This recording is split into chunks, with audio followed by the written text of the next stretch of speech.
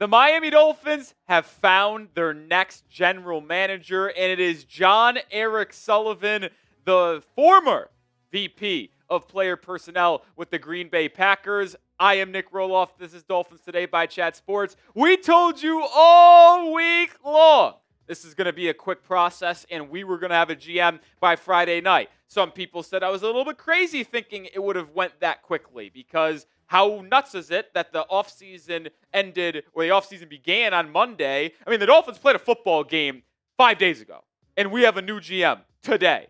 But I told you, with them having all of November, all of December to get background information on potential GM candidates, they already had in mind people that they wanted to interview, people that they thought highly of, and then the interviews this week just confirmed what they already knew, and Jon-Eric Sullivan is the man for the job, someone who prioritizes building through the draft, prioritizes developing players, setting a culture, extending players that are key to your success. This is a fantastic hire by the Miami Dolphins, and I know a lot of people are going to be like, well, what does this mean for our head coach? Does it mean we're not going to get John Harbaugh? We will talk all about that on the live show and on videos to follow, but we're going to focus on talking about the next GM of the Miami Dolphins, who's 50 years old. He's been with the Packers for 20-plus years. We mentioned he was a GM candidate for all 4 vacancies a year ago with the Titans, Jets, Raiders, and Jaguars. Didn't get hired,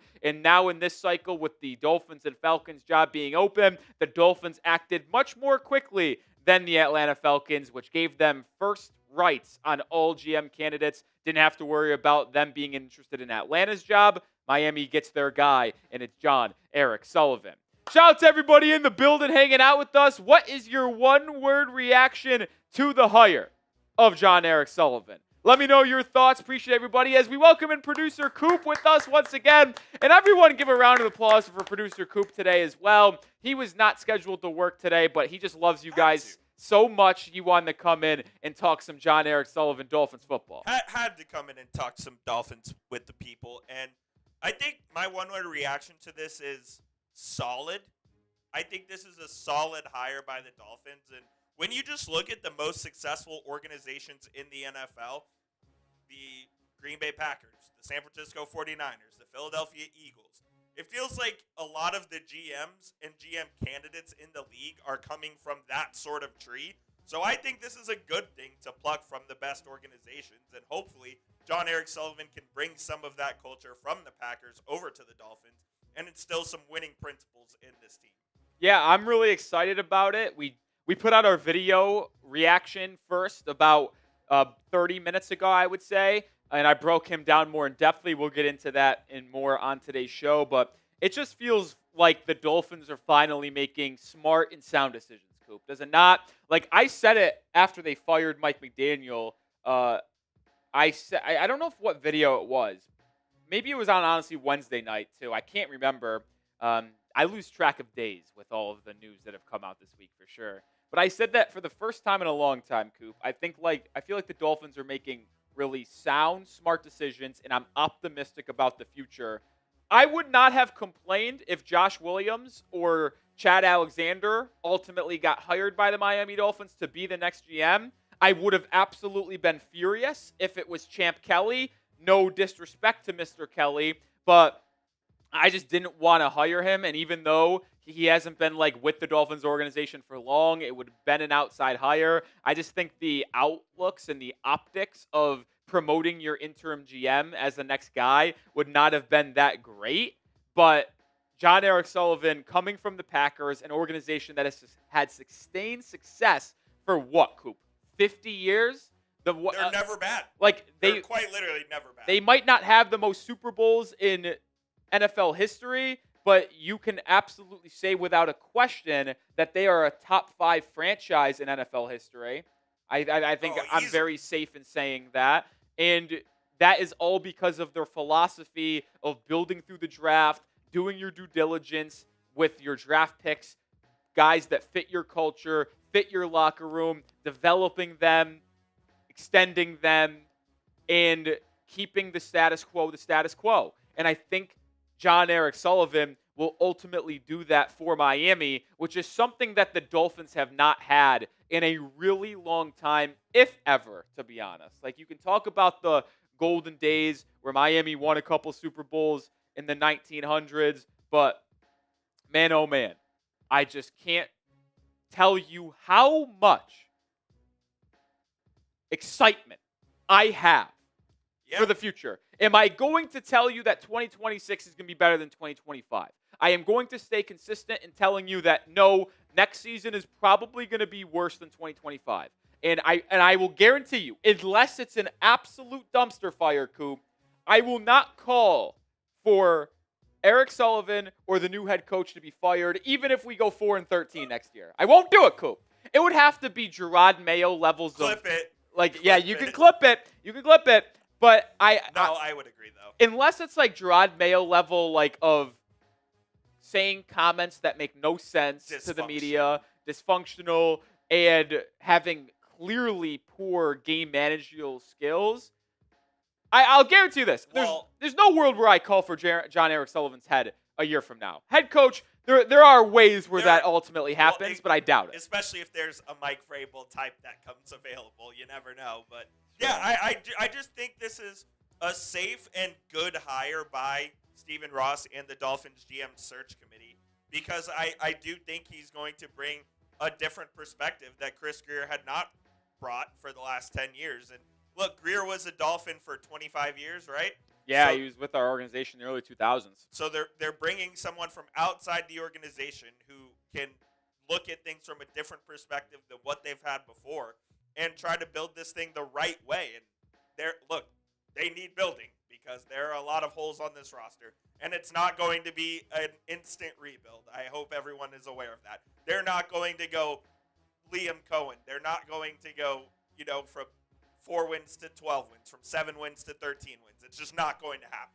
I will say this, Coop, and I know I'm really starting to look ahead here, but I know people are going to ask me about it, of potential free agent targets now that he's the head coach or GM, potential draft targets, and we'll probably talk about it over the next 72 to 96 hours here. But, Coop, if you want me to be real, I think the likelihood that Malik Willis is the quarterback for the Miami Dolphins next year jumped up drastically in the last hour and a half since this hire was made. And I'll also add this, Coop. I do believe that Miami will be more likely to draft a lineman offensively or defensively with the 11th pick in the draft now that he is GM. You look at the way the Packers build their teams. They build their teams similar to a lot of the other good teams in the NFL, through the trenches. Where the game is won.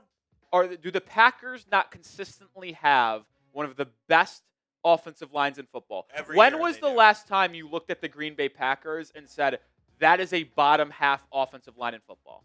I don't know the last time you can say that. Yeah, they are always good on both ends of the line of scrimmage. And not only in the first round, though, like they find guys in the middle rounds. They find guys in free agency. That's a great point. You know what I mean? Like they really know how to identify and find these linemen in the draft and develop them to where they're able to be a cohesive unit together. And I do think that Sullivan's scouting background will really help the Dolphins in that aspect. No, that's a terrific point by you, Coop, because you look at the offensive line that Green Bay hasn't installed over the last 20-plus years. A lot of their guys have not been first-round picks. Zach Tom, one of the best offensive tackles in the NFL, I believe he was not a first-round pick. Like you talk about even Bakhtiari, when he was there, was he a first-round pick? I was literally looking that up right now. I don't think he was. I don't think he was either. Fourth-round pick. Yeah. One of the best offensive tackles in the history of the NFL and the Green Bay Packers. Like, you look up and down that offensive line in Green Bay, and very rarely will you find an offensive lineman taken in the first round for them, which is fascinating because they do have such a good offensive line. So hopefully he brings his ability to identify talent on the offensive line in any round of the draft to Miami. And I'm really excited, man. And this is why you subscribe, for the 240 people that are watching. If you haven't subscribed already, make sure you do so. We have you covered on all pieces of Dolphins news. We told you all week long that a hiring and the GM likely going to come on Friday. Here we are. Told you Jon-Eric Sullivan was going to be one of the finalists and one of the top candidates, and I didn't have any sources on the matter, but I did believe that he or Josh Williams were going to be one of the two final guys, and I was ultimately correct. Both of them were in the final four. Now,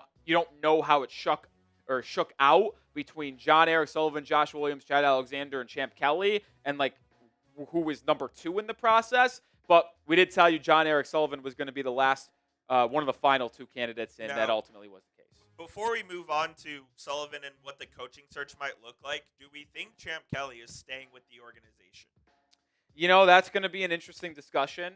To be honest, I don't know how to evaluate the job he did. I mean, he got a good return for Jalen Phillips, I suppose, but other than that, what did he really do? You know what I mean? I don't know exactly what he would have done after the trade deadline to make this team better.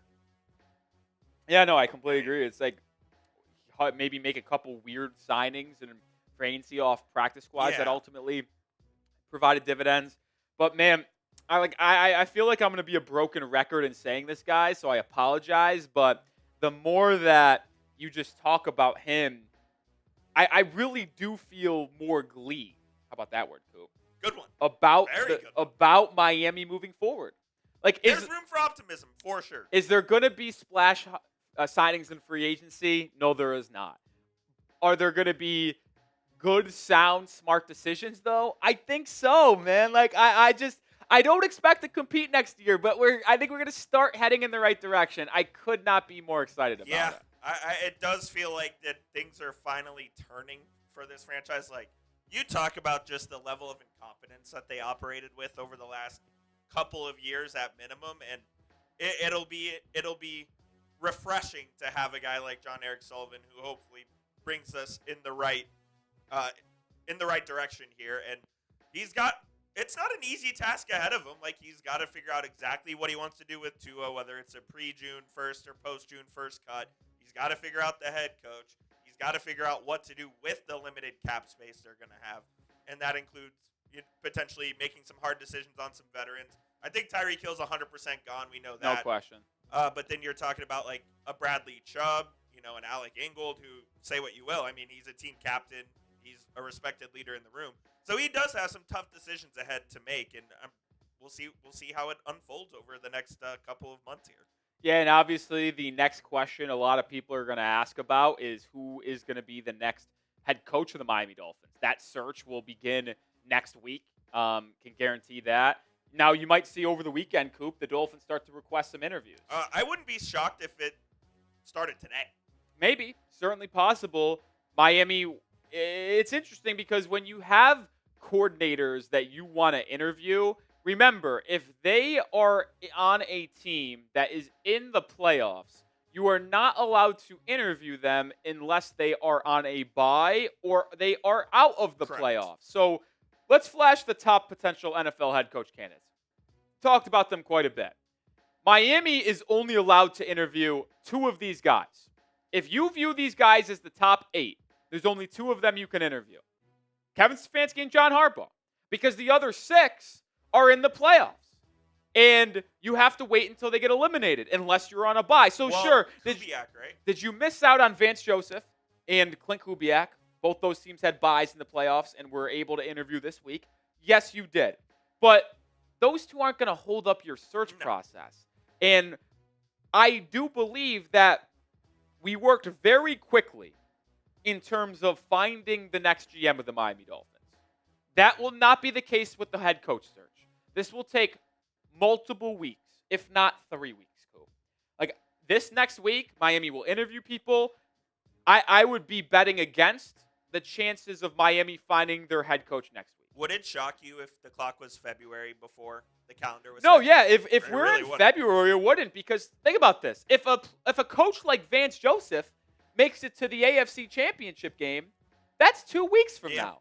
2 weeks from this weekend, which means if he makes it there, you aren't eligible to interview him until either after the Super Bowl, which is in February, or if he gets eliminated and in that gap. So I think that timeline on finding the next head coach could be anywhere between 2 weeks and 4 weeks. It just depends on what Miami ultimately wants to do. Like, I would put the earliest of potential head coach hirings, Coop, 2 weeks from now. I'd say the earliest the Dolphins would have a head coach is the 23rd. 2 weeks from now, that Friday.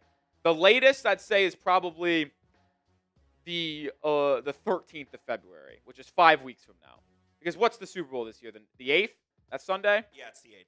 Like, so say like Clint Kubiak or Vance Joseph make it to the Super Bowl, and that's who Miami wants to hire, and they're waiting for him, well, then it would be that next week. So we'll see what happens, and we'll have you updated on the entire process. But let me know who you guys want as next head coach. Let me know. And also hit that thumbs up icon as well. Only 59 likes. Let's get the triple-digit likes. Schefter did mention in the article that he put out about 20 minutes ago to keep an eye on Jeff Hafley. Yeah, I mean, obviously that's going to be obvious. the sexy connection due to the connection that Jon-Eric Sullivan and Hafley have working together with Green Bay the last 2 years. We'll see if that's ultimately the case.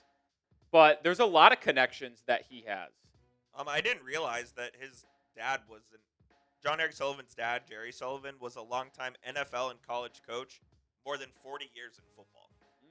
So he's definitely got some connections around as well. Like, there's a lot of connection, too, with the Jaguars defensive coordinator, Anthony Campanelli. Interesting. Don't know much about him, in full disclosure. Young hire, unorthodox hire by Liam Cohen to be their defensive coordinator, Yeah. but the Jaguars defense has been absolutely phenomenal about this. How about this? I didn't know this either. Cameron Wolf noting, you mentioned Jerry Sullivan as a coach. I don't know if you mentioned this. I kind of was reading something. He was a Miami Dolphins wide receiver coach in 2004. Oh, I did not know. So little connection with the Sullivan family there. Apparently one anonymous executive on Sullivan. He's a scout. Green Bay is in his blood, which just fires me up even more. That's awesome. And then I mentioned Anthony Campanelli, the Jaguars defensive coordinator, who is a head coach candidate. He said they've had a connection in the past, and he told Cameron Wolf on John Sullivan, unreal guy, super detailed. Everyone in Green Bay building loves him, knows all the draft guys, and has a crazy work ethic. God, I'm fucking fired up. That's awesome. That's electric. Dude, I'm fired up, man. I also found this out doing some research on him. An alumni of the Gardner-Webb Running Bulldogs. He loves small-time college basketball. Who does? Jon-Eric Sullivan. He's a Gardner-Webb alum. Oh, how about it? I mean, obviously, the top 3 names to monitor for the potential next head coach of Miami due to connections is Jeff Hafley, current Packers defensive coordinator, Mike McCarthy, former Cowboys and Packers head coach. I wouldn't be mad with Mike McCarthy. I've said it before. I wouldn't be thrilled. I wouldn't be mad. I think I would be like, he's a winner. We've seen him win. He would establish a baseline. He'd establish a culture. And that's what I was going to say. Like, even if he's not the one to get you over the hump, he's the one that can establish the baseline and culture. And then you bring in the next guy who can maybe take you over the top. Yeah, like it could be one of those things where... It's a 2-year thing with McCarthy. Right, you could almost do like a Baltimore thing here. Not 18 years, but Harbaugh, he has a baseline. He has a culture in Baltimore that is established. They've been a consistent threat in the postseason every year. And then they're hoping to find the guy that takes them over the top and finally breaks them through. Exactly. I think Mike McCarthy could be that guy for Miami who comes in here and maybe is the coach for 5 years, Coop, but brings you from the bottom of the NFL, which is where you are right now with your roster situation, your cap situation. Him and Jon-Eric Sullivan bring you from the bottom, where you are right now, to maybe a consistent wild card team. Yep. Maybe not a consistent, like, 10 to 12 win team, let's say 11 to 13 win team winning the division, but brings you into a consistent 9 wins, 10 wins, where you're playing wild card weekend every year. Maybe you get a playoff win on the road from time to time. But then you were like, all right, McCarthy's getting up there in age. We've kind of maybe hit our ceiling with him. Let's bring in the next guy to take us over the top. But you have that established baseline culture of making the postseason, what to expect, because Jon-Eric Sullivan and Mike McCarthy installed it. But then I'll mention Anthony Campanelli as well, because there's a connection there. He's a younger guy in his 30s, would be a real young head coach, but certainly an option. Certainly Yeah. an option. I'm not calling it officially dead, folks. I think the likelihood that Miami ultimately lands John Harbaugh as their next head coach does grow significantly more difficult. We were actually sent the odds on potential next head coach for Miami. The Dolphins' next head coach odds, John Harbaugh is still the favorite at minus 175. Jesse Minter's number 2 at 4-1. I still think he's a very high option. Vance Joseph at 7-1. Chris Shula at 8-1. Mike McCarthy at 9-1. Kevin Stefanski at 10-1. Is this a name that we need to talk about a little bit more as Kevin Stefanski? Because Stefanski and LaFleur have the same type of coaching style, same type of offensive system. Could that be something that Jon-Eric Sullivan identifies as a potential scheme fit and how he wants to build a team? Yeah, it definitely could be. I mean, Stefanski's 2-time Coach of the Year with the Cleveland Browns. Like, the Browns are obviously the shit show organization in the NFL, and he kind of made them representable at times. So I do think he could be an option. You also have to wonder if Green Bay ends up losing, is Matt LaFleur an option? If Green Bay fires him, I guarantee you the Miami Dolphins will have interest in Matt LaFleur. Without a question. So you have to wonder if that's an option as well. And shout out to Bob Dole, who sent in the $5 super chat, who we were just talking about this. Does this mean we are out of the Harbaugh sweepstakes, he says? I don't think so.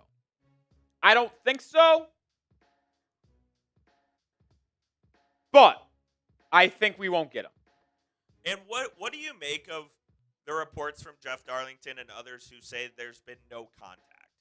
I still think that is hard for me to believe. Agreed. But I think it's impossible, actually. I truly do believe that is incredible. Like, I don't think we're going to get Harbaugh, and that's fine to me.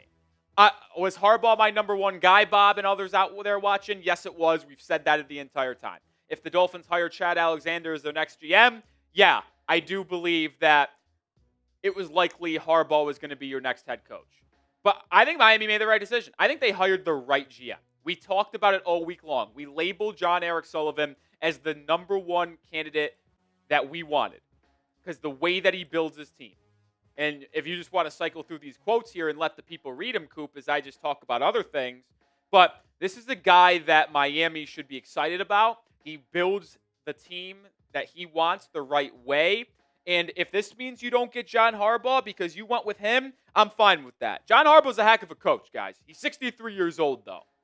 And I don't know if he is a guy that wanted that much power in terms of being in charge of making player personnel decisions. But there are other good head coaching candidates out there. And if John Harbaugh goes to the Giants because he couldn't pair up with Chad Alexander, so be it. But I think Miami made the right hire at the GM position. I really think they did, Coop. And I will consistently say that. Yeah, I certainly think they made the right hire as well. And good on them for, I think, prioritizing general manager over their head coach. Because, yeah, if they hired Chad Alexander, does that mean they have a better chance at getting John Harbaugh? Without a doubt. But they identified Jon-Eric Sullivan as the guy to be the general manager, be in charge of the organization, and run the organization the right way. So that's the route Stephen Ross and the GM search committee wanted to go, and I think that is the way to look at it here. It absolutely starts with the GM. And, of course, the old adage in the NFL, especially in the Chat Sports office, is head coach, GM, quarterback. That's the head coach quarterback league and GM. You get the GM right. Now you have to get the head coach right. And then arguably the hardest one to get right is the quarterback, and he'll have to figure that one out too. But it is, you are taking a step in the right direction. In the right direction. For sure. I'm just tweeting this out, Coop. I said now that they hired Jon-Eric Sullivan as next GM, updated Dolphins head coach candidates I think Miami will show interest in. I have Jeff Hafley, Jesse Minter, Mike McCarthy, Anthony Campanelli, certainly going to be a top option. I wish I had Twitter Blue for doing like this because I want to send out essays, but I can't because I don't pay for it. Spare essays. Not like that long, but they really handicap your ability to send out long tweets. You can ask him. Yeah, I don't think I get enough engagement to get it paid for like that. Who's the other one? Oh, Kevin Stefanski. It's Stefanski. Bob Dole with another 2 as well, and this is kind of goes to what we're talking about, but here he likes Jeff Hafley. I mean, of course, yeah, he definitely likes Jeff Hafley. They've worked together for a number of years now, so I do think that Hafley could certainly be an option. And Jeff Hafley does have head coaching experience as well. Hafley actually coached at Boston College, where the record isn't going to, jump off the screen here. He had one winning season in 2023, where Boston College went to the Fenway Bowl, who they played. SMU, the freaking Mustangs, SMU. But Hafley does have 4 years of coaching experience there, and since he's been with Green Bay, the Packers defense has been pretty solid. It has, and I think that having alignment between your GM and your head coach is certainly important, and these guys are familiar with each other. The Packers defense this season, certainly a top half defense. I wouldn't call them an elite defense, but they were very good. They obviously acquired Micah Parsons right before the season as well, so that certainly, threw a wrench into things because they weren't expecting to have him, but he had a decent year, and overall they had a decent year. Then the first year he was with Green Bay as their DC, they were 6th in points, 5th in total yards given up, top 10 in rushing, and in passing they were, above the middle of the pack. So he absolutely knows how to run a good defense, and I think that if he were to be the head coach, would he hire a defensive coordinator to make that guy a play caller? Would he still call plays?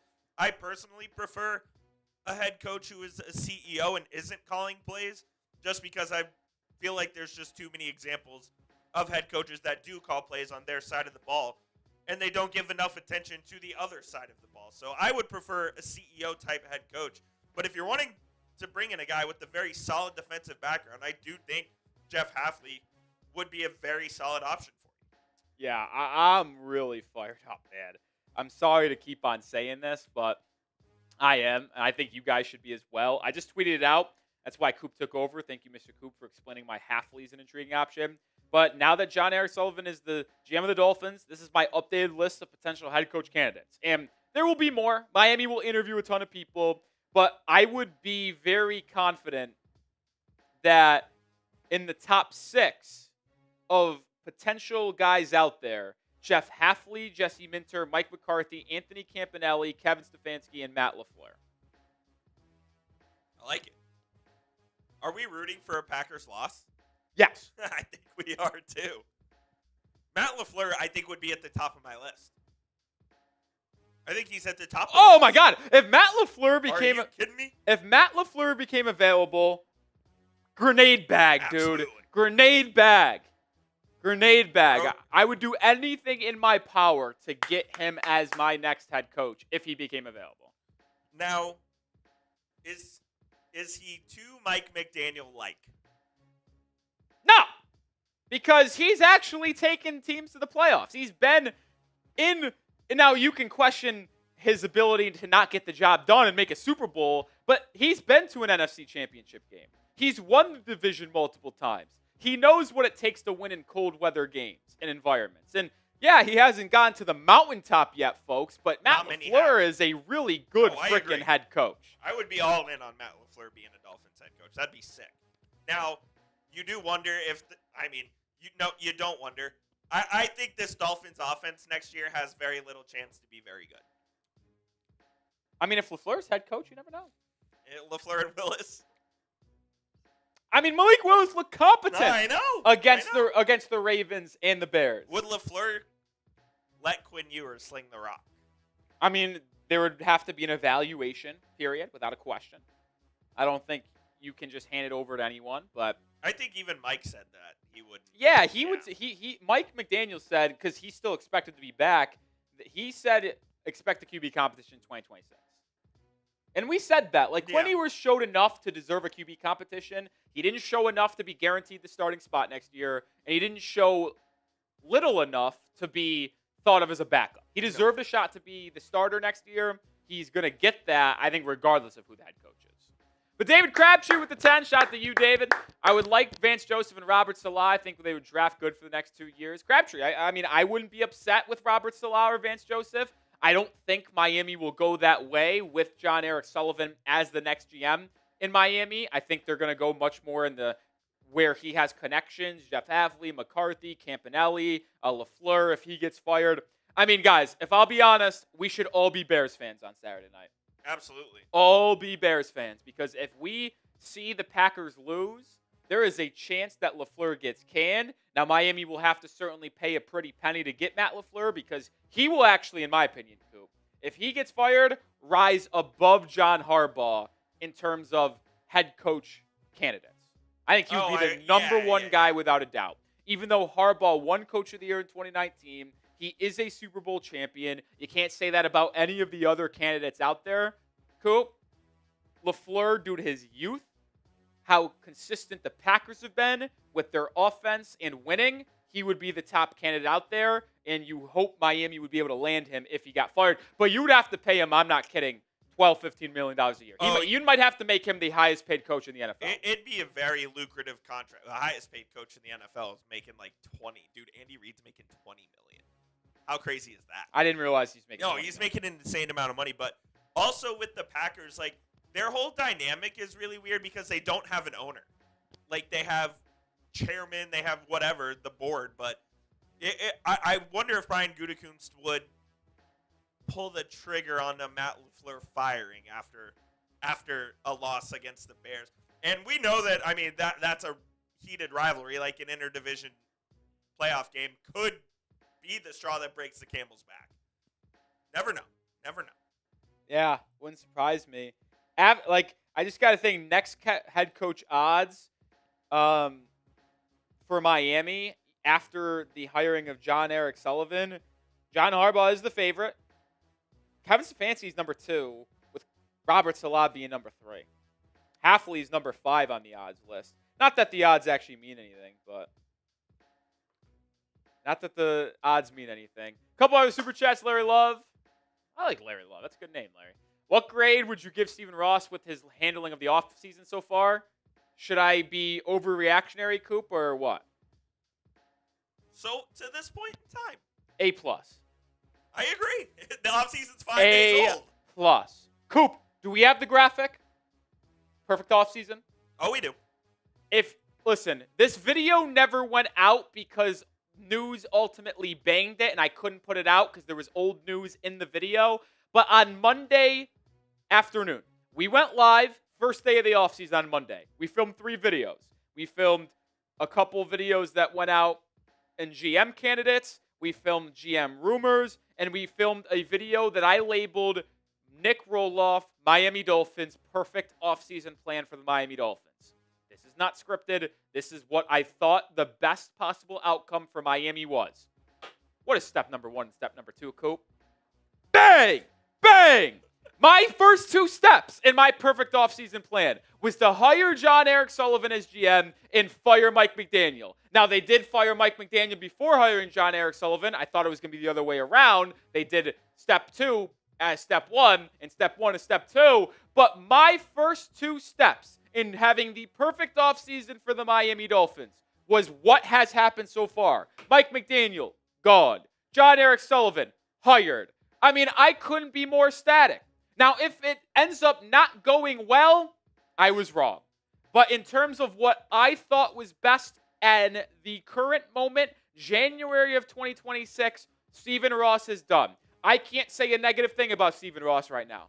I don't know if I could say a negative thing about him for a long time. He finally fired Greer. He finally fired Mike McDaniel, and he made the right hire at GM. We'll see if they hire the right head coach.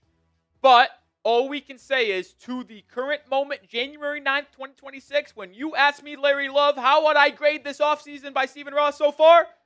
I couldn't grade any higher because it is the exact thing I would have done. Now, when we refilm this video, are we refilming it with those in the video? I think we flash it. I agree. I think we keep this graphic and say, we actually filmed this video before. And this was my perfect offseason plan. So far, so good. Let's get into it from now on. I think that we got to do it that way. I think we filmed that potentially Monday. Monday live? Monday live, I think. We'd do that again. Because for the rest of the day, I want to do head coach rumors after hiring Jon-Eric Sullivan. I want to do other rumors after hiring him, like on Malik Willis, and maybe and then do a free agent target list as well. And then we still have that stash cut too. Correct, the draft one. Yeah. I'll double up on Saturday and then just put out probably one Sunday morning prior to the playoff games. That's kind of my plan. And I don't think there's 2 videos on Sundays necessary with 3 playoff games going on. Yeah. Cool. So that's kind of my plan. I already kind of scripted it in my head. Sounds good. And then we'll do perfect offseason on Monday.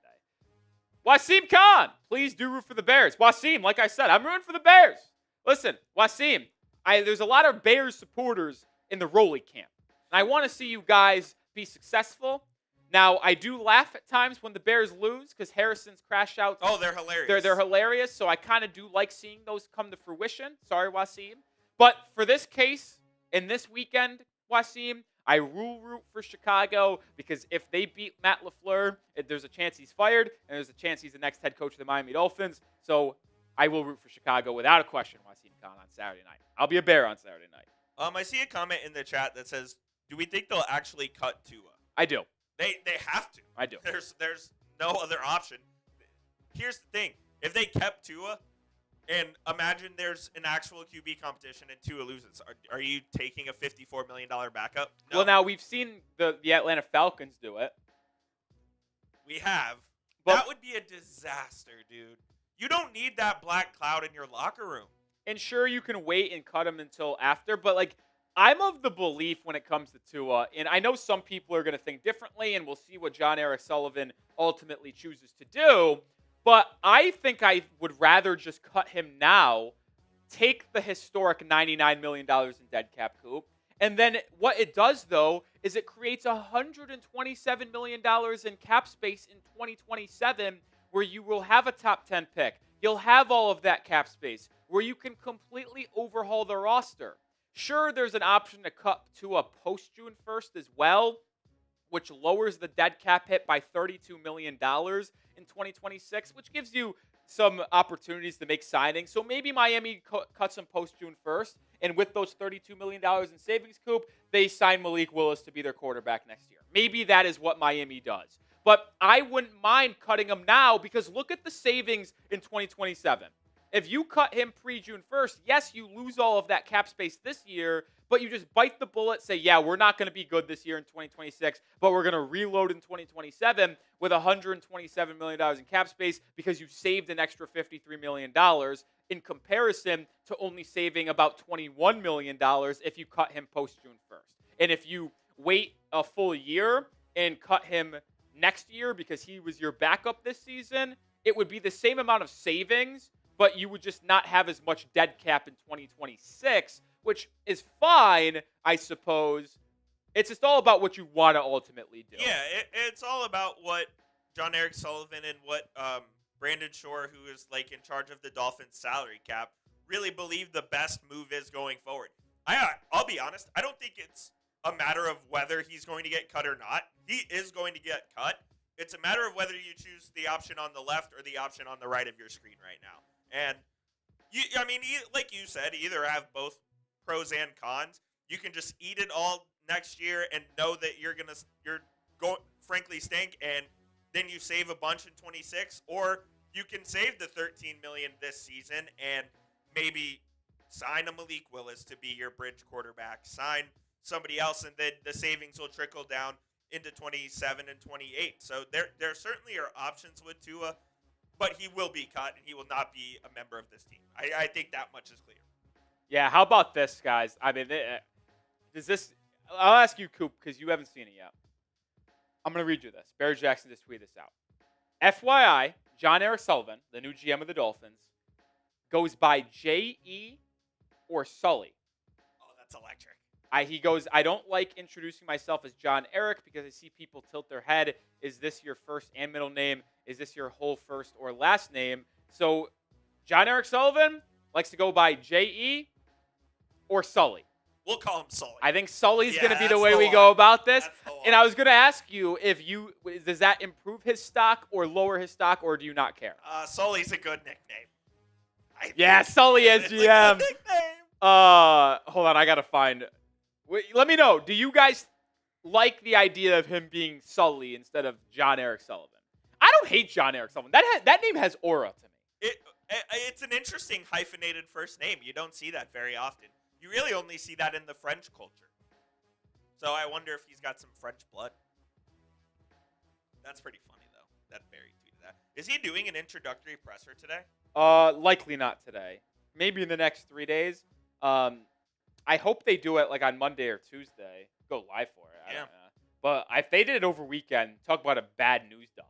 Oh, that'd be horrible. No, they wouldn't do it on a Saturday. That's what I'm thinking. Yeah, they wouldn't do that especially during the playoff games. Very interesting. I don't have a Miami Herald sub, otherwise I'd read this article. Oh, looks like it's free. You might get a free one, but I have a workaround for you in the future, just so you know. Oh, it's not free. Oh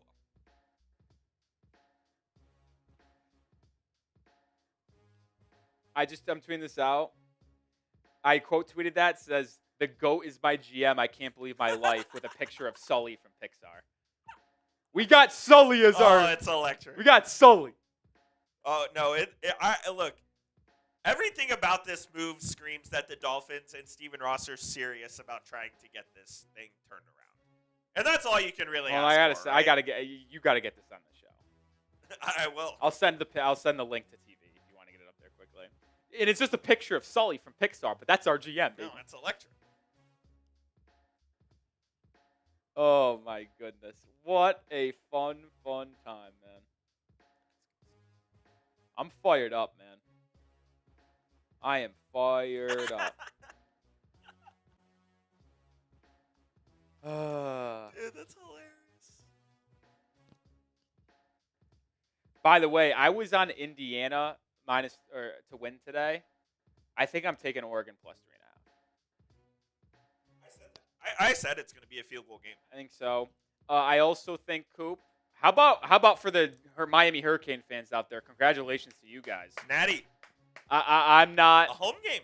Yeah, that's crazy. I'm not a Miami Hurricane fan. I won't pretend to be one, but I'm happy for the Dolphins fans out there that are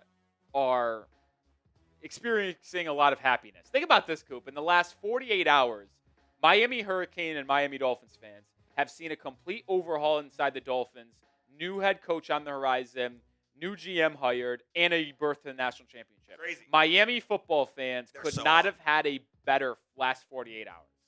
Good for them, man. Sully is our next head coach.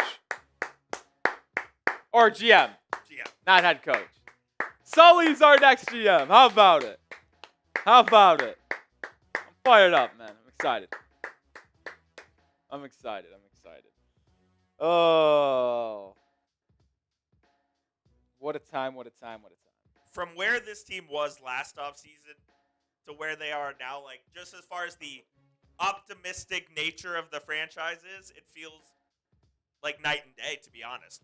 Going into last season, there was some optimism, mainly because we thought that the Dolphins defense was going to be better than it was, and we thought Tua wasn't going to be as bad as he was in 2024. Well, it turns out that neither of which really panned out, and it resulted in the firing of Chris Grier 7 weeks into the season, whatever it was. And then you end up trading Jalen Phillips to add some additional draft capital. And if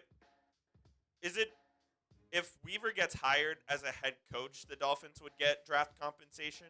Is that how it would work? So, yeah. I said yesterday I don't think it matters that you have a new head coach or GM, and you'd still get the two third-round comp picks. That doesn't matter. Now, he is eligible, though, to leave for a different defensive coordinator job. Yeah. But here's the thing. Like, usually, say Miami kept Mike McDaniel, I don't think Anthony Weaver would be able to leave as defensive coordinator to take a defensive coordinator job elsewhere unless Miami fired him. Or gave him permission, yeah. So, the only way you can leave your current role is if you get a promotion. So, but now that Miami doesn't have a head coach, he now can, obviously, without being fired, take a different defensive coordinator job. And also because whoever the new head coach is will probably want to bring in his own guy. You would imagine. I don't think I'd be willing to say Anthony Weaver will not be your defensive coordinator next year. I'd be willing to say that pretty confidently. Probably not your OC either. I mean, right? I'm willing to bet that your entire coaching staff is going to be different. I mean, we'll see who ultimately is hired as head coach. That will have a big influence on who is the offensive coordinator, who is the defensive coordinator, and everything in between. So we'll keep an eye on that for sure. But, man, what a day. Feels good, man. Feels terrific. Feels good. I couldn't be more happy. I really couldn't. Really couldn't be. Sully is our next GM. Sully. Sully from Pixar. Monsters Inc. Who's going to be our Boo? Who's going to Who's be our gonna be? Wazowski?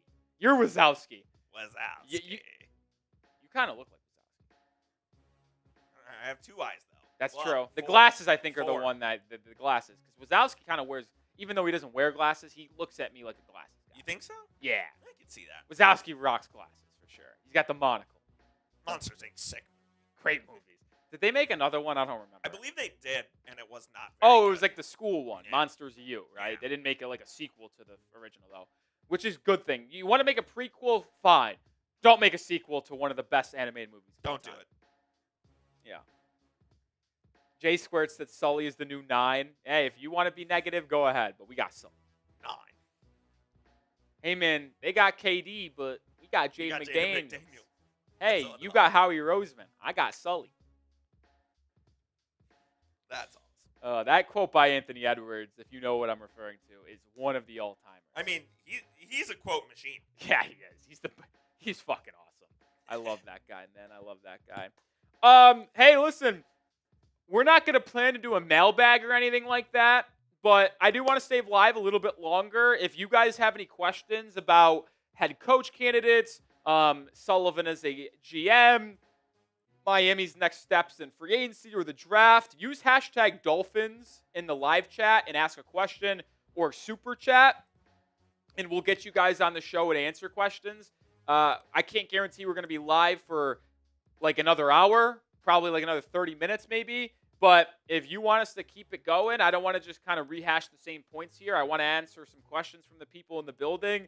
So use hashtag Dolphins in your questions, super chat, and we can get you guys on screen. Follow Valerie in the chat. Perfect way. Hashtag Dolphins. So put that at the beginning of your question, and we can get it on screen and talk about it. We're not going to do like a mailbag video or anything like that. I just want to chop it up with some of the Dolphins fans and hang out with you guys. So, yeah, if you guys want to do that, super chat, we'll get you on the show guaranteed. You got to use hashtag Dolphins, and then Coop will put the question on screen if it is good enough. But here is Valerie's question. AB and T-Stead's podcast said Tua might be coming back with vengeance after being benched. Who knows? He might be competing with Quinn on another level we haven't seen for a while. I disagree, Valerie. Who is AB, by the way? Antonio Brown. No. Has to be. No. AB's blacklisted, dude. No way he went on that podcast. Let me look at Teron. I know Teron Armstead. Let me look at Teron Armstead and look at his recent guests. Who else would it be? That's what I'm trying to figure out. Aaron Brewer. Because I just tweeted out. Maybe. But here's the thing. Tua already said that He wants a fresh start. he would like a fresh start. And I believe that a new head coach, new GM combination would like to wipe their hands clean of the past regime as well. So maybe, just maybe, Tua tears it up elsewhere. If he wants to do that, go ahead. But it was never going to work in Miami any further on. And I think Dolphins fans just got to mentally reset. If Tua goes and plays at a starting caliber level elsewhere, fine. Like, I really don't care at this point. It's time to go, man. He just does seem like, over the last couple of years, he's turned into just an unlikable guy. Yeah, it I really feel has. like, Yeah. especially in the media. So, look, if, like I said, if he goes somewhere else and plays at a starting caliber level, that's great. It wasn't going to happen in Miami anyways. Yeah, it just really wasn't. It was not. Appreciate the question, Valerie. Do we have another one, Coop? There's a couple. Remember, if you want to get on the show, hashtag Dolphins with a question or super chat. I like this one. I want to create some conversation and just keep it up and coming with our questions. Why did you want him in particular before he was even hired? What's so different? Referring to Jon-Eric Sullivan. Like, I'll go back to my belief on how the best teams in the NFL are built, Coop. The Packers historically, the Philadelphia Eagles over the last decade plus, think about the best teams in the NFL over the last 20 years. Packers, Eagles, Patriots. What is one thing in common? Yeah, the Patriots had the GOAT at quarterback, but they're able to find talent late in the draft, in undrafted free agency, draft, develop, extend. That is the mantra that I want to live by. And to me, Jon-Eric Sullivan, in terms of his thought process about how to build a team, you look at what Green Bay does. They are built on building through the draft. They do not make many splash signings in free agency. They supplement their roster and culture with some good free agents. They did make the splash trade for Parsons as well. Yeah, like they'll make a splash trade here and there, Yeah. Coop, but you're not going to see them do like a crazy trade. No. They're going to do it when they think they already have the right pieces in place.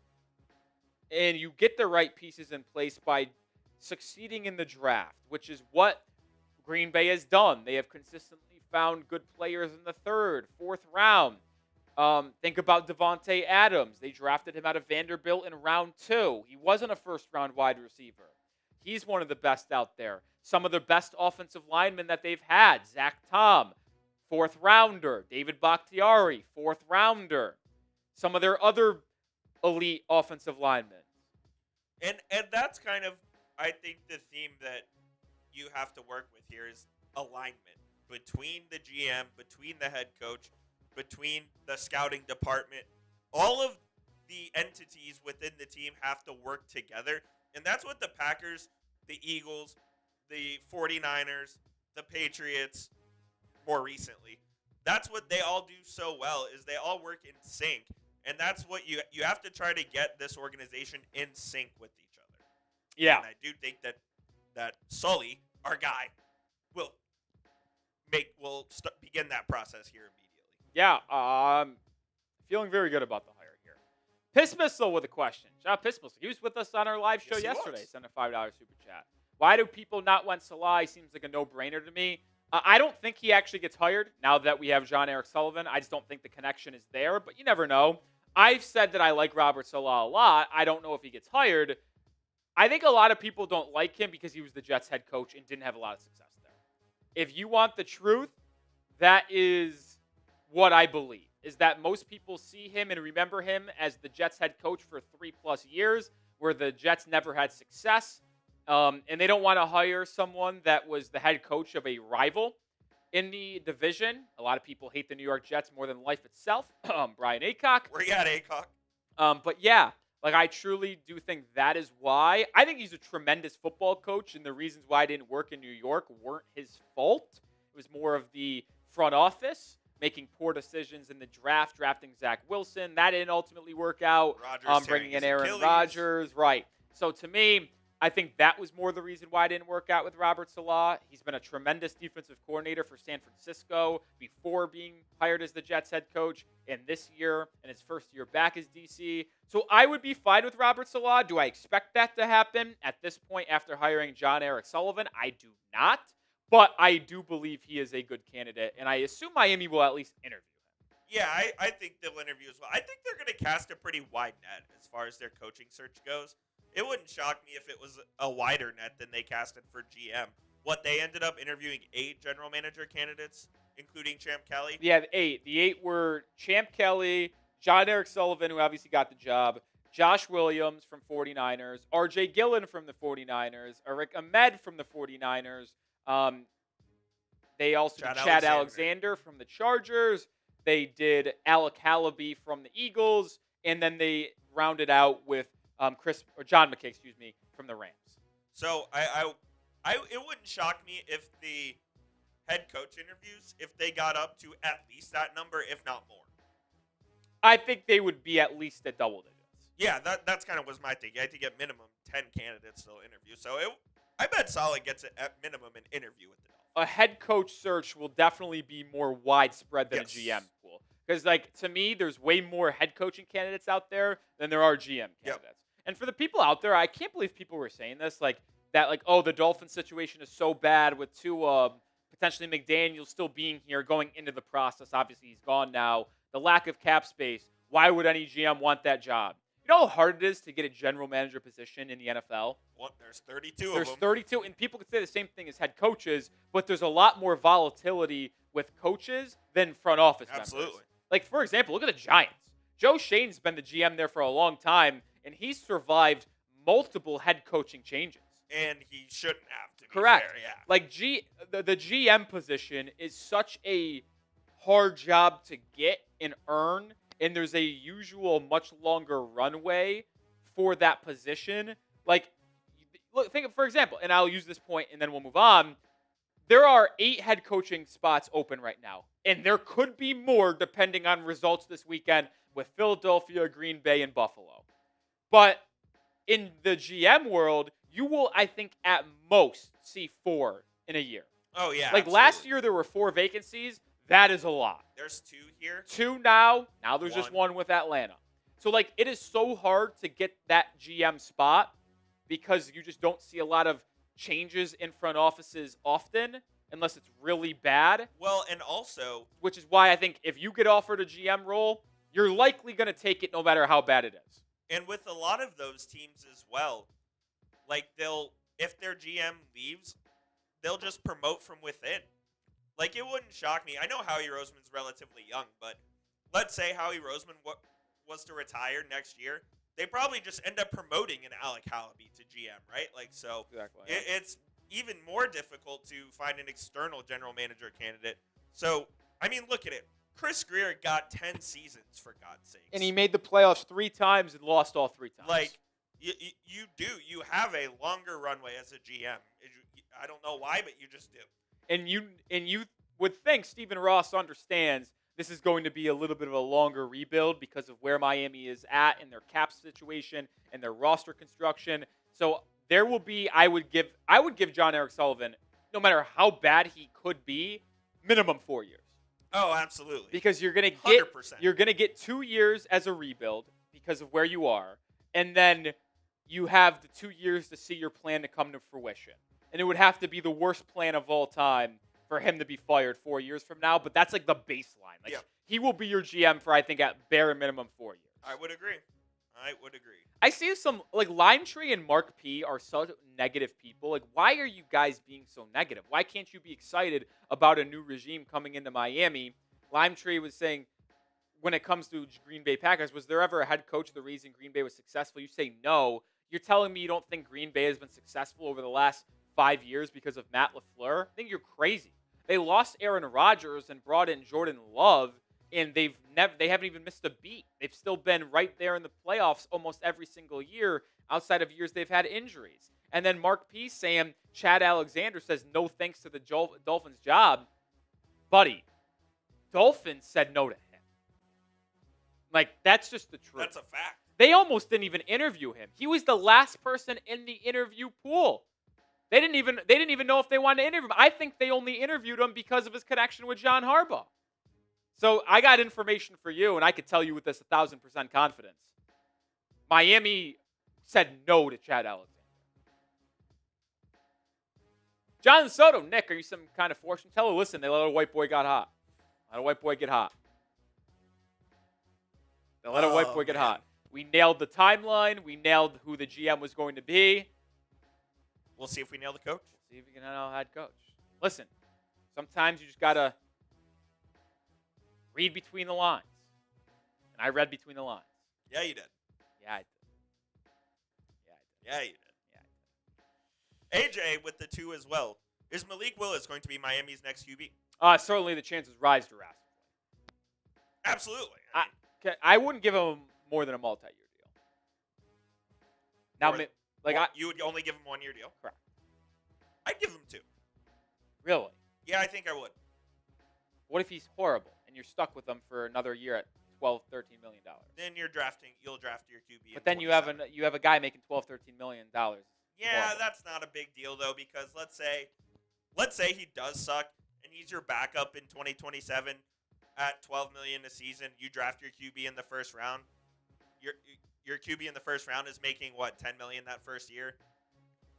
So you have a combined $20 million cap hit for your QB. That's fine. I'm interested in like the Sam Darnold deal with the Vikings before he obviously had a great year. That'd be ideal. If you sign Malik Willis to a 1-year, $12 million contract, all right, I'm in. That'd be ideal. And if he ultimately balls out, then we can talk about an extension. Is it feasible he gets more than that, though? Let's think about how many teams are going to be looking for a new quarterback. Let me pull this up, and then we'll go from there. Let's have a conversation about Malik Willis. I'm trying to think of the top of my head. Okay, let's go through team by team in the division, and then we'll put up fingers, and then we'll talk about how they address their quarterback situation. Ravens, no. Nope. Browns, yes. Bengals, no. Steelers, we'll see. I'll say yes. I say they're looking for a new quarterback. Texans, no. Colts, no. I think they bring back. Him back. I think they do. Even though he's not going to be healthy. Okay, let's put the Colts in there just for shits and giggles. Jaguars, no. Titans, no. Bills, no. Dolphins, yes. Patriots, no. Jets, yes. 5. Broncos, no. Chiefs, no. Chargers, no. Raiders, yes. 6. Bears, no. Lions, no. Packers, no. Vikings, yes. 7. You think the Vikes? You think they're moving on? They'll be looking for a new quarterback. Ooh. Well, it won't be like a crazy one. They'll be looking. Exploring all options. I love it. Falcons, I say no. I think they're going to give Penix one more year. Panthers, I think they should, but I don't think they do. Saints, no. Shucks solid. Tampa, let's just say they keep Baker Mayfield. Cowboys, no. Giants, no. Eagles, no. Commanders, no. Cardinals, yes. 8. Rams, no. 49ers, no. Seahawks, no. So we got 8 teams. 8 teams looking for a new quarterback. But Raiders and Jets. Mendoza, Dante Moore, down to 6. Has Moore officially? No, but let's say he does. Yeah. Down to 6. So let's say you're going to have 6 teams looking for a new quarterback this offseason through trade market, draft, or free agency. Let's think about the quarterbacks that will be available either in free agency or the draft. Aaron Rodgers. There's one. We think he's playing again? Yes. You think he won't be with the Steelers? Well, the Steelers are one of my teams, so Aaron Rodgers back to Pittsburgh could end that. Daniel Jones. There's a 2. Malik Willis. There's 3. Kyler Murray. There's 4. Potentially Justin Fields. That's 5. Maybe Geno Smith. That's 6. Is Kyler a free agent or he's getting No, cut? but I think they cut him. Trade for Mac Jones. 7. So there's like 7, 8 quarterbacks out there that could fill a QB1 void for next year. Will there be competition for Malik Willis if Miami wants him? Probably. You forgot about Quinn Ewers. Well, he's on the Dolphins. I know. I'm kidding. I'm just talking about. I know. So, just saying. So it's possible. Yeah. It's definitely possible. And with the connection, probably ups the possibility as well.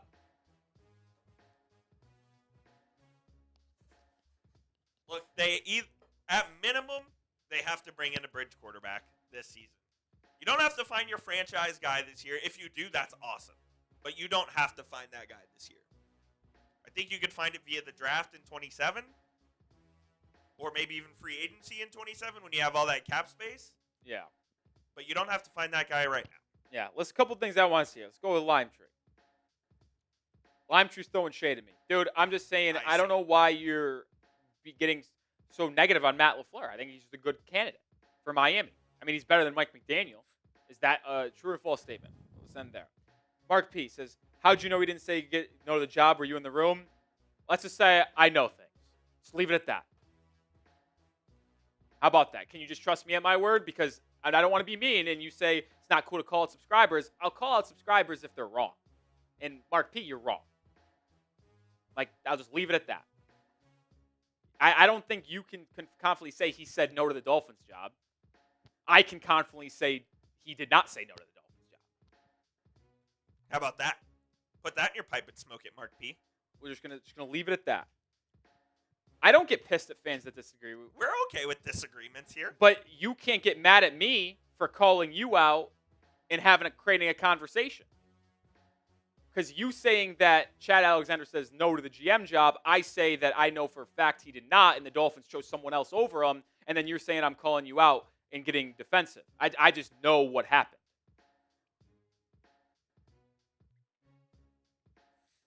I'm dead. Yeah. I don't know. Shout out Corey Belfast. What's up? Late to the party. Happy time, man. Happy time. Corey. Listen, I just have knowledge on what transpired to a degree. And I will confidently tell you, Chad Alexander did not say to the job. Because there's also a reason he got one interview and it was late. Correct. Also, think about this, Coop. When it comes to the GM job, if he would have said no from the jump, he wouldn't have interviewed him. He wouldn't have ever interviewed. Correct. If he didn't want the job, he wouldn't have interviewed. Do you and I'll just final word and we'll drop it from here. Would you interview for a job, Coop, that you didn't want? Would you go interview for a manager job at Target? I would not know. Because you don't want it. Correct. Exactly.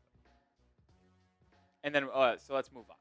Matt, Harbaugh was about to get fired before Baltimore landed Lamar. Why would we want him in Miami? Because he's a successful coach that's won Coach of the Year in 2019, been to the AFC Championship 4 times, won a Super Bowl, although I know it was a very long time ago.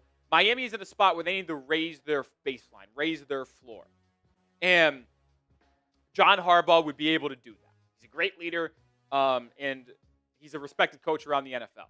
Do I think Miami ultimately gets John Harbaugh after hiring Jon-Eric Sullivan? I do not. I actually think Miami goes in a different direction, and the Giants end up hiring John Harbaugh. Or John Harbaugh goes to a team like Green Bay, Buffalo, or Philly if they decide to move on to their head coach if they lose this weekend in the playoffs.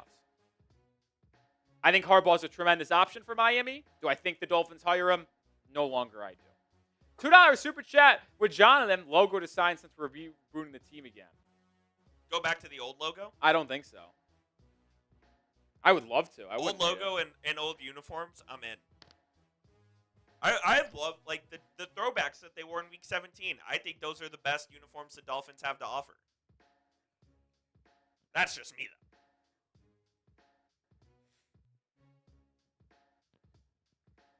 though. Yeah, I'm happy. I really am. I couldn't be more happy. Fired up. Fired up, dude. I would have been happy with either Chad Alexander, Josh Williams, or Jon-Eric Sullivan, but I really was wanting John. I'm happy we got him. I would have been doomfest if we got Champ Kelly. If we were here, that would have been. If we were here talking about Champ Kelly being the GM of the Miami Dolphins, I would be upset. I would be actively upset. There was just no way they could have gone with Champ Kelly. No way. Yeah. Now maybe he's back in the organization as an assistant GM. Who knows? Yeah, we'll see. Maybe he takes someone from Green Bay to be his assistant GM. I don't know. Maybe Brandon Shore just kind of has that role. Isn't he technically already? I don't know what his actual role is. Yeah, I don't know what his actual role is. Shout out Flex Abuse. Do you think we should try to tank in 2026? I say this all the time. They won't have to try. They just will. There's no such thing as tanking. And I know people will point to what the Giants and Raiders did in the final 2 weeks of the year. If you want to say teams will borderline tank in the final 3 weeks of the year when the season's pretty much coming to a close, yeah, I can see that, right? But starting in September, no team is going to try to lose. You only really start thinking about draft position, I think, in December. Absolutely. Yeah, you're not going into the season thinking we're going to intentionally lose. So if the Dolphins are 2-12 entering week 16 of next year with 3 games remaining, yeah, they'll sit. Then it's like, okay, let's just prioritize not having our starting good players get serious injuries, and let's just play some young guys to see what happens. I think Miami's a 5-win team next year. And that's before, obviously, signings, trades, draft picks. That can obviously change. The schedule coming out, too. But based off Miami having the second hardest schedule in the NFL, based off win percentage of opponents that took place this year, Miami's roster turnaround and overhaul, I just am not expecting a good winning season for Miami. but I do not think that is going to be an indictment on Jon-Eric Sullivan. I do not think that is going to be an indictment on the new head coach. You are going to have to be patient because Miami is going to not be good this year. But in 2027 and 2028, expectations will rise because you will have hopefully a top pick in 2027 draft. You will have $100+ million in cap space to where you can look to start rebuilding and building and being a competitive team. Like, to me, Coop, my goal is this, and I'll lay it out for you in the next 4 years. 2025 stinks. Or 2026, not good. 5 wins. Top 5, top 6 pick.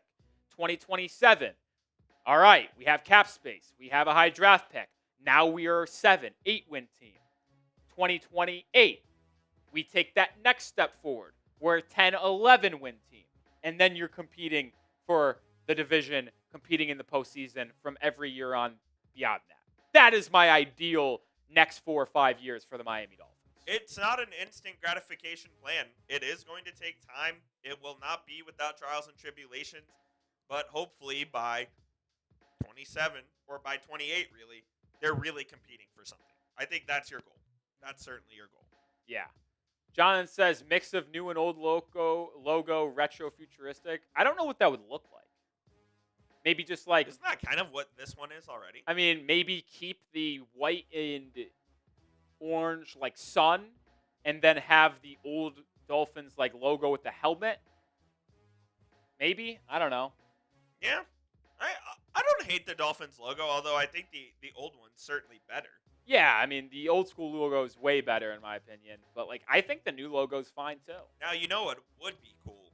Them bringing back the orange jerseys. I agree. I'm an orange guy. Orange is my favorite color. I would love to see it.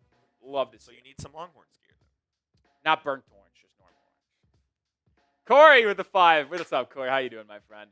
Let's talk about the elephant in the room. Do you think Tyreek Hill will stay or go? I don't think it would have mattered who was GM. He's gone. He's got a $52 million cap hit this next year. You could save $36 million in cap savings if you cut him post-June 1st. You save about $25 or $26 million in cap if you cut him prior to June 1st. I don't think it mattered who the head coach was. I don't think it matters who the GM was. Tyreek Hill, with that contract situation, going into his final year, not a lot of guaranteed money on that deal. He was always going to be off this roster in 2026. So I'll answer this question now. I'll probably answer it a lot in the future as well. He's not going to be here. He's not going to be here. He will not be. No chance on a restructured deal? Why would Tyreek Hill want that? I know, like, he loves Miami. He loves Miami. He likes the family. He has family here. I get that. But why would he want to be here at this stage of the career? He's 32 years old. Don't you think he wants to play for a winner? I genuinely wonder if he cares about that. I also, like, he's such a... I don't know how I want to phrase this. He's such a wild card, I think is the good way to put it, off the field, social media. In the I don't want to deal with that any longer. I'd like to wipe my hands clean. And based off how the Packers run their organization, Cope, is Jon-Eric Sullivan coming from Green Bay going to put up with that type of stuff? No. I don't think so. I think Tyreek Hill is gone without a question. Without a question. Yeah. Why? Oh, gotcha. Oh, they setting that puppy up, I would assume.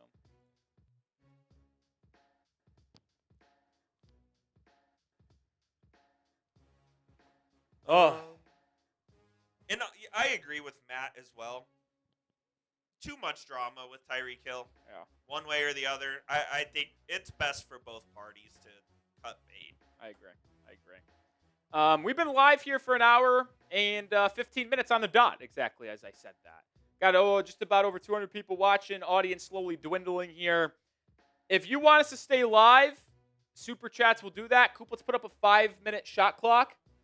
If Super Chats come in, we'll stay live, extend, create more of a conversation with the new GM being hired. But if nothing really transpires here, we'll probably hop out of here in the next 5 minutes once the shot clock ends.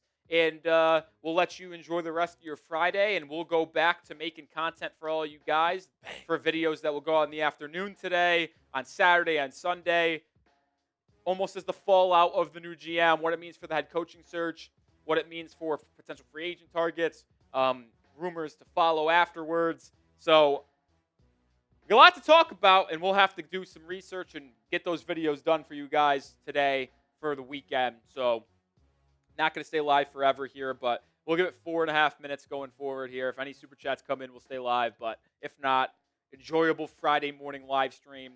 Back-to-back days with a live show. That? How about it, Coop? Breaking the news down. Yesterday's was unexpected. Yeah, I thought there was a good chance Mike McDaniel ultimately was fired, but I wouldn't go out there and have said it was a guarantee. But which is why it was unexpected. I mean, we'll have one more breaking news live. That'll be when the Dolphins hire the head coach. Yeah.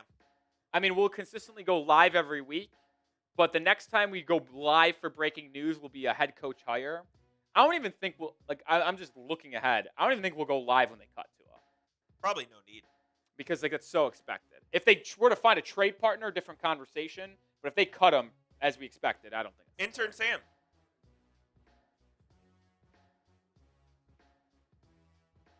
Coop, you're struggling over there. Did we just finish the match day, by the way? I think everybody played. I'm 3-0. I'm not even having big days. I'm just continuing to win. Lie.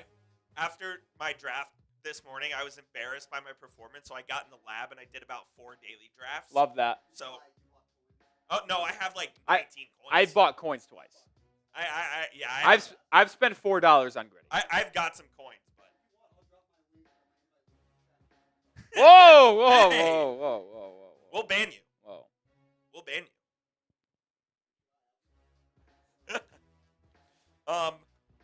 There's some discussions in the chat about Trinidad Chambliss. Number one, he's going to likely be back at Ole Miss next year. If he gets a waiver. Number two, I was talking with some other guys in the office. Is he an NFL quarterback? No. Smitty thinks he is. And so does Marshall. No. Sam does too. You think he's an NFL quarterback? Yeah.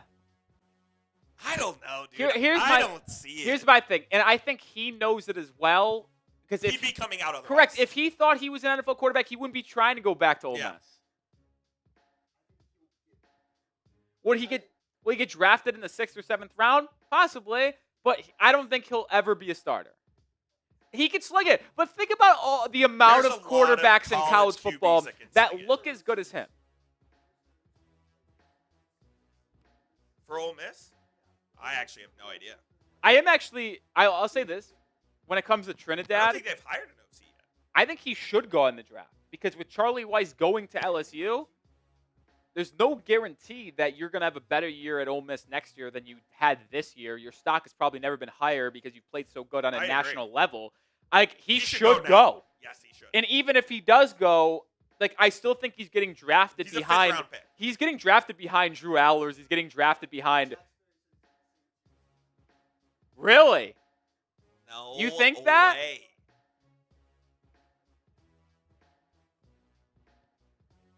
I just don't see it. I just don't see it. Listen, you might be right. I just don't think Trinidad Chambliss goes that high. Tools. Yeah. He does have the song. How big is Trinidad? What's his size? Dude, he's short. He looks small to me. Yeah, I don't know what his measurements are. But I've also seen other quarterbacks look small, and then they're actually 6'3", and I'm like, oh, damn, they're 6'3".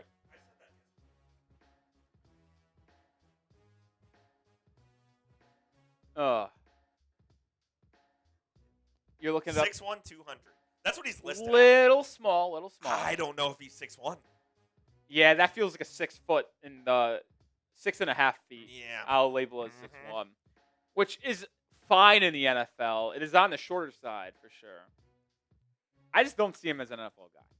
To me, he's just a classic college quarterback in that wide offense with wide hash marks, takes advantage of the more open space. It'll be electric watching him at Ole Miss next year if he does get the waiver to come back. And, I think that's his height, though. That's his ceiling. Yeah, I think it is. All right, winding down here on today's live show. No super chats came in that 5-minute shot clock. We appreciate everybody that joined us for this live show. Back-to-back days of breaking news live shows. Yesterday was Mike McDaniel being fired.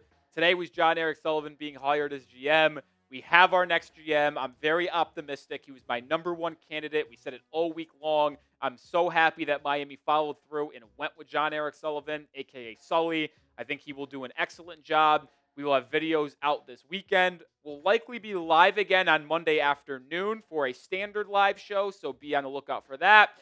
Next time we will go live for breaking news will be Miami hires a head coach, but I don't expect that to be as quickly as the GM process. That will take at bare minimum 2 weeks. I said at earliest I think Miami could hire a head coach 2 weeks from today, the 23rd of June, but even that I think is on the earlier side, so I would expect it to be longer than that. It's going to be a lot of fun breaking down the next steps for the Miami Dolphins, but it is a very good day to be a Dolphins fan. There should be a lot of optimism. Appreciate producer Coop for coming in on his off day. He wasn't supposed to work today to hang out with us over the last hour and 20 minutes, and we're going to be here breaking down everything you need to know about Miami going forward. So subscribe for Coop, Rolly. Peace out, and go Fins.